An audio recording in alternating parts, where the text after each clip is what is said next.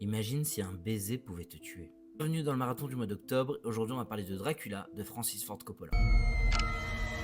Et malheureusement, j'ai pas été grand fan de ce Dracula qui a été décrit comme un gros classique à voir. Et je reconnais, c'est un très bon film, mais je m'y perds totalement. Je m'y perds totalement parce que déjà, je pense que j'ai vu une partie de l'histoire de Dracula sous un autre film il y a quelques mois avec Nosferatu qui est sorti en fin de l'année dernière et que j'ai adoré. Donc forcément, on me raconte la même histoire sous une autre forme. Et vu que j'ai aimé la première version que j'ai vue, est-ce que j'ai plus de mal à aimer cette version? Je pense que ça joue. Je ressens un peu la même chose qu'Apocalypse Now. J'avais déjà parlé d'Apocalypse Now, comme quoi je trouve pas le film est foncièrement mauvais, juste je m'ennuie énormément et je décroche totalement du film à plein d'endroits. Ça reprend, puis je décroche, puis ça reprend, puis je décroche. C'est exactement ce que je vis ici avec Dracula. C'est que des fois il y a des moments qui vont vraiment me prendre et qui vont vraiment m'emmener dans le film, puis il y a des moments où je vais me retrouver à m'en foutre complètement de ce que je vois et de ce qu'on me raconte.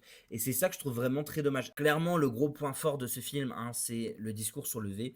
C'est un film qui parle de ça. De toute façon, les vampires ont toujours parlé de ça, mais là, beaucoup plus que dans les autres films de vampires que j'ai pu voir. Par exemple, Nosferatu de Robert Eggers ne parle pas autant de ça que ici. Ici, c'est vraiment le sujet principal et on nous le montre et on nous le dit et on nous l'image et ça va être ça le plus choquant et le plus intéressant, je trouve, dans le film, dans ce que ça raconte et dans ce que ça dit. Au niveau des jeux d'acteurs, moi j'adore le travail de Lily Rose Depp dans le film de Robert Eggers. Ici, Winona Ryder sans plus. Elle est forte, hein, mais je la trouve pas incroyable, elle transcende pas l'écran.